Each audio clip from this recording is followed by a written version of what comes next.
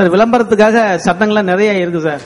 ஆனா அது மத்திய அரசினுடைய கட்டுப்பாட்டில் இருக்கிறதுனால அவங்க யாருமே கண்டுக்கிறது இல்லை. இப்ப நீங்க தொலைக்காட்சியில பாத்தீங்கன்னா பெண்களை இழிவுபடுத்தி காட்டக்கூடாதுன்னு சொல்லி ஒரு நெறிமுறை இருக்கு, அதுதான் நான் சொன்னேன். ஆனா நீங்க விளம்பரத்துல பாத்தீங்கன்னாக்க பெரும்பாலும் பெண்களை ரொம்ப காட்சியெல்லாம் ரொம்ப மோசமா தான் காமிக்கிறாங்க. அப்ப இதெல்லாம் அவங்க கண்டுபிடிக்க இது பாதுகாக்கணும். அவங்க இது மாதிரி எல்லாம் ஒரு தணிக்கை குழு போட்டு அதை அவங்க கட்டுப்படுத்தணும். அவங்க தணிக்கை குழு இருக்கு, ஆனா அவங்க யாருமே செயல்படுறது இல்லை. அதனாலதான் இந்த மாதிரி ரொம்ப மோசமான காட்சிகள்லாம் விளம்பரங்கள்ல வருது. சில விளம்பரங்கள்லாம் தடை செஞ்சுட்டாங்க, அப்படி கண்டுபிடிச்சு சில விளம்பரங்கள்லாம் கூட தடை செஞ்சுட்டாங்க. அதே போல ரெண்டு ஒரே நிறுவனம், அதாவது இப்ப ஹார்லிக்ஸ் எடுத்துட்டோம்னாக்க இன்னொரு ஒரு காம்ப்ளான் நிறுவனத்துடைய பொருளை ஒப்பிட்டு விளம்பரப்படுத்தக்கூடாது. XRYன்னு சொல்லிட்டு தான் அவங்க விளம்பரப்படுத்தணுமே ஒழிய ரெண்டு ஒரு நிறுவனத்துடைய பெயரை சொல்லி விளம்பரப்படுத்தக்கூடாது. தடை செஞ்சதுக்கு என்ன இது தொடர்பு, எப்படி கான்டாக்ட் பண்ணி தடை செய்யுது? அதாவது மக்களுடைய எதிர்ப்பு, இது மீடியாவினுடைய எதிர்ப்பு. அதாவது பத்திரிகைக்காரங்கெல்லாம் எழுதுறாங்க, மக்கள் சொல்றாங்க, அதை வச்சு பத்திரிகைக்காரங்களுக்கு செய்தி கிடைக்குது, அதை வச்சு எழுதுறாங்க, அரசாங்கத்துக்கு போகுது, அதன் மூலமா தான் தடை செய்யறாங்க. பெரும்பாலும் இது மாதிரி தடை செய்யக்கூடியது ரொம்ப ரொம்ப மிக மிக மிக குறைவு, 1-2 தான் இருக்கும்.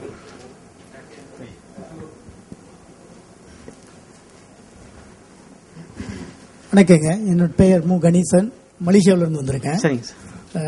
சற்று முன்பு கட்டுரை படைத்த ஐயா சேப்பா பன்னீர்செல்வம் அவர்களுக்கு உங்களுடைய குரலை 70களிலே கேட்டு ரசித்து உங்களை இன்னளவும் என் மனதில் வைத்துக் கொண்டிருப்பான் நான். நன்றி. சரி, நீங்க சற்று முன்பு சொன்னதுல உங்களுடைய கட்டுரையில சிங்கை நாடாளுமன்றத்தில் தமிழ் மொழி பயன்பாட்டில் இருப்பதாக கூறினீர்கள். அது எந்த வகையில் பயன்பாடு என்பதை சற்று நீங்கள் விவரிக்க வேண்டும். அடுத்து இளைஞர்களுக்காக இன்று எங்க நாட்டில் இந்த சமூக சீர்கேடுகள் கட்டுக்கடங்காத ஒரு நிலையிலே போய் கொண்டிருக்கின்றது, குறிப்பாக இந்திய சமுதாயத்தில். சோ அதற்காக சிங்கையில் நீங்கள் ஏதாவது பிரத்யேகமான சிறப்பு நிகழ்வுகள் படைக்கின்றீர்களா என்பதை அறிய விரும்புகிறேன். நன்றி. 2 பெரிய கேள்விகள். சிங்கப்பூர் நாடாளுமன்றத்திலே இந்திய நாடாளுமன்ற உறுப்பினர்கள் தமிழ் பேசுவோர் இருக்கின்றார்கள். கேள்வி நேரத்தின் போது அவர்கள் கேள்விகளை தமிழில் கேட்கலாம். அது மட்டுமின்றி எழுத்துப்பூர்வமான பதில் கொடுக்கும் ஒரு அம்சம் இருக்கிறது, அதற்கும் அவர்கள் எழுதி கேட்கலாம்.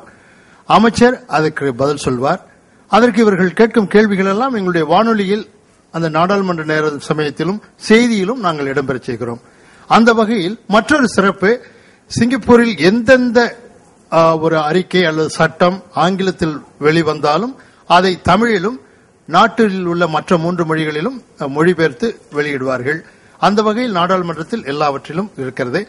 நாடாளுமன்றத்தை எங்கள் அதிபர் திறந்து வைப்பார். புதிய நாடாளுமன்ற தொடர் அன்றைக்கு எங்களுடைய அறிவிப்பாளர் அல்லது வர்ணனையாளர் நேரடியாக சென்று அதிபரது அறிக்கை, அதே போல வரவு செலவு திட்டம் அறிவிக்கும் நாள் என்றும் அதே நாளில் அந்த அதிபர் தொடங்கி வைக்கும் புதிய நாடாளுமன்ற தொடரை தொடங்கி வைக்கும் நாள் என்றும் தமிழில் செய்வார்கள். அது நேரடியாக வானொலி ஒளிபரப்பாகும். இளைஞர்களுக்கு என்று சொன்னீர்கள், எங்களுடைய வட்டாரத்தில் 81 நாடாளுமன்ற தொகுதிகளிலுமே அடித்தள அமைப்புகள், கிராஸ் ரூட்ஸ் ஆர்கனைசேஷன் இப்போது உள்ள வளர்ச்சி இருக்கிறது. அதில் பல்வேறு குழுக்கள் இருக்கின்றன. அந்த குழுக்களில் அதிகமாக இளைஞர்களை சேர்த்துக் கொள்ள அழைக்கின்றோம். அவர்கள் விழா நிகழ்ச்சிகள் மற்றவற்றிலும் பங்கெடுப்பார்கள். அவர்கள் மற்றவற்றிற்கு சமூகத்திற்கு பயனற்றவற்றிற்கு செல்வதற்கு நேரம் இல்லாத வகையில் இதில் அவர்கள் ஈடுபட வாய்ப்பு கிடைக்கிறது. சமய ஒருங்கிணைப்பு குழுக்கள் வந்திருக்கின்றன. ஒருவர் மற்றவரின் சமயத்தை அறிந்து கொள்ள வேண்டும், புரிந்து கொள்ள வேண்டும். ஒன்றுபட்ட சமுதாயத்தினார் ஒரு நாட்டு மக்களாக வாழ வேண்டும் என்ற இயக்கங்கள் எல்லாம் நடைபெறுவதால் இளையர் தொல்லைகள் மிக குறைவு. அங்கு நடப்பது உண்டு. ஆனால் இளையர் தொல்லைகள் நீங்கள் சொல்வது பெரிய அளவில் எல்லாம் இல்லாத அளவுக்கு பார்த்துக் கொள்கிறார்கள். இறையருளால் எல்லாம் நன்றாக நடைபெறுகிறது. நன்றி. வணக்கம் ஐயா. இந்த விளம்பர தாக்கத்தில் நம்முடைய பண்பாட்டை திட்டமிட்டு சிதைக்க வேண்டும் என்ற வகையில் வெளிநாட்டு ஊடகங்கள் ஒரு திட்டமிட்ட அளவிலே குறிப்பிட்ட இந்த வாக்குனா பாலியல் சம்பந்தம் இல்லாத, சோப்பா இருந்தாலும் லைட்டா இருந்தாலும் சம்பந்தம் இல்லாதெல்லாம் பாலியல், அது பெண்கள் அந்தரங்க காட்சிகள் மாணவர்கள் பார்த்தீங்கன்னா தேவையே இருக்காது, அதுக்கு சம்பந்தமே இருக்காது. திட்டமிட்டே செய்வதற்கான அந்த உலக ஊடகங்களுடைய திட்டமிட்ட ஒரு சதி இருக்கிறது. ஒரு குறிப்பிட்ட சதவீதம் ஏன்னா இது திட்டமிட்டு நம்ம பண்பாட்டை பல வெளிநாடுகளில் பண்பாட்டை சிதைத்து மொழியை சேர்த்தால் ஒடி வந்திருக்காங்க. அப்படி இருப்பதாக சொல்லப்படுது. முர்டோக் என்ற பெரிய நிறுவனங்களா இருக்கு இல்லையா, அந்த வெளிநாட்டு நிறுவனங்களாம் திட்டமிட்டு அது இந்தியாவிலே தமிழகத்தில் இதை இந்த பண்பாட்டை செரிக்க வேண்டாம் ஊடகங்கள் தான் செய்ய முடியும். அதனால இந்த விளம்பரத்தை விட விளம்பரத்திலேயே ஒரு உள்நோக்கம், அவர் விளம்பரம் செய்யும் பொருள் கூட இந்த பண்பாட்டை சிதைக்க வேண்டும் அடிப்படை நோக்கம் இருப்பதாக சொல்லப்படுகிறது. அது உண்மையா? உண்மைதான், உண்மைதான். அது பற்றி வெளிப்படையா தெரியவில்லை. இருந்தாலும் அது உங்களை போன்ற நம்மளை போன்ற அறிஞர் பெருமக்களுக்கு அது தெரிகிறது. இருந்தாலும் கூட நாம் ஒன்றும் செய்ய முடியாது. ஏனால் நம்மிடம் ஊடகம் இல்லை, அவர்களிடம்தான் ஊடகம் இருக்கின்றது. அவர்கள் வெளிநாட்டுக்கும் அந்த ஊடகங்களுக்கும் தொடர்பு இருக்கிறது. அந்த தொடர்புகளை வைத்துக் கொண்டு இது மாதிரி எல்லாம் செய்கிறார்கள்.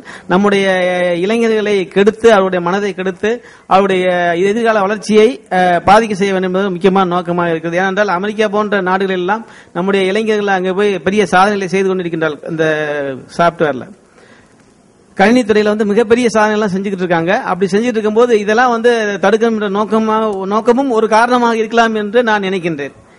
ஆனால் நீங்கள் சொன்னது என்று உண்மைதான். அது போன்ற செய்திகள் நிறைய வந்து கொண்டிருக்கின்றன, பத்திரிகையில் கூட எழுதி கொண்டிருக்க. ஐயா, பிரான்ஸ் நாட்டில் அங்குள்ள அமைச்சகத்தில் இது மாதிரி மொழி ஊடுருவல் நடக்குது, பண்பாட்டு சீர்குலைன்னு சொல்லும் போது அவங்க என்ன செஞ்சிருக்காங்க, அப்போ அரசாங்கத்திட்ட சொல்லி இருக்காங்க. இது மாதிரி அமெரிக்க அரசாங்கம் திட்டமிட்டு நாட்டில் ஆங்கில மொழி ஆதிக்கத்தை வளர்க்குது, பண்பாட்டு சீர்குலை நடக்குதுன்னு சொல்லும் போது உடனே அந்த நாட்டு அமைச்சகம் உடனே பயந்து செஞ்சாங்க, உரிய நடவடிக்கை எடுத்தாங்க. கிட்டத்தட்ட 15 அவங்க அமைச்சர் சம்பந்தப்பட்ட பிரான்ஸ் எல்லாம் செஞ்சு திட்டமிட்டு அந்த இதெல்லாம் நீக்கி அப்படி செஞ்சா தண்டனை அப்படின்னு சொன்ன பிறகு அந்த நாட்டில் அந்த பிரான்ஸ் மொழி வளர்ந்த ஒரு வரலாறு. அதுபோல ஏன் நம்ம குறிப்பா நம்ம தமிழ்நாட்டில் ஏன் இதை செய்யக்கூடாது? ஏன்னா தமிழ்நாட்டை பொறுத்த வரைக்கும் இன்றைய காலம் செம்மொழி இது மாநாடு நடந்த பிறகாவது மக்கள்கிட்ட ஒரு விழிப்புணர்ச்சி வரணும். ஏன்னா ஊடகத்தை திருப்பி வச்சீங்க, தமிழை பேசிய ஆள் இல்ல, ஆங்கிலத்தையும் பிற மொழியையும் கொச்சைப்படுத்தி பேசுறதும் பண்பாட்டை சீர்குலைக்குமாறு பேசுறதும் இன்று எந்த ஊடகத்தையும் குடும்பத்தை உட்கார்ந்து பார்க்க முடியாத சூழ்நிலை. இதுக்கு ஒரே வழி, அரசு தன்னுடைய மொழியில் பிற மொழிகளை கலந்து பேசுகின்ற பொழுது தண்டனை என்கின்ற ஒரு நிலை வந்தால் மாறும். அதற்கு இந்த செம்மொழி மாநாடு நமக்கு சரியானது செய்யும். அதுவே எங்களுடைய வேண்டுகோள். என்னுடைய பேர் முத்துக்குமரன், தமிழ்ச்சங்கத்துறை தலைவராக இருக்கேன். நன்றி, வணக்கம். இங்க 5ஆம் உலக தமிழ்ச்சங்கம் துவங்கி 40 ஆண்டு காலமா இலக்கிய பணி செஞ்சுட்டு இருக்கிறேன். 5ஆம் உலக தமிழ்ச்சங்கம் துவக்கி இருக்கிறோம். அது நிறுவனரா இருக்கேன். இன்று அந்த 5ஆம் உலக தமிழ்ச்சங்க கிளையை கோவையில இந்த துவங்க இருக்கும். அதுக்காக வந்திருக்கேன். நான் இருக்கிறது கடலூர். மகிழ்ச்சி. அதோடு என்னுடைய இன்னொரு கருத்து, இதற்கு அரசாங்க ஆணைகள் மட்டுமே போதாது, மக்களுடைய மனநிலையும் மாற வேண்டும். தன்னுடைய குழந்தை மம்மி டாடி என்று கூப்பிட்டால் மட்டுமே மகிழ்கின்ற நம்முடைய பெற்றோர்கள் இந்த விளம்பரங்கள்ல மட்டும் ஏன் அயல் நாட்டிலிருந்து நம்மளுடைய பண்பாட்டை சிதைக்கின்றார்கள் ஏன் சொல்ல வேண்டும்? நமக்கு அந்த வேப்பிலையும் மஞ்சளும் தான் அவங்க அதை சேர்த்து இந்த சாம்பு இதெல்லாம் செய்யறாங்க. ஆனா அது டர்மரிக் நீம் அப்படின்னு சொன்னா தானே அது நம்மளுக்கு கவர்ச்சியாக அமைகின்றது. எனவே மக்களுடைய மனநிலையும் மாற வேண்டும். நம்மளுடைய பொருட்களை பயன்படுத்தி செய்தால் அந்த மருந்துகள் அந்த மற்ற பொருட்கள் நன்றாக இருக்கும் என்ற மனநிலை நம்மளுக்கு வர வேண்டும். இது அயல்நாட்டு பொருட்கள் தான், அந்த பெயர்கள் இருந்தால்தான் விளம்பரம், அந்த விளம்பரங்கள்ல அயல்நாட்டு பொருட்களுடைய பெயர்கள் இருந்தால்தான் அது விளைபோகும் என்ற நிலை மாற வேண்டும். நம்மளுடைய பொருட்களை பயன்படுத்தி நம்மளுடைய உள்நாட்டு பொருட்களை செய்தால் அது விளைபோக வேண்டும். அந்த மனநிலை வந்தால்தான் இதெல்லாம் மாறும். நன்றிங்க.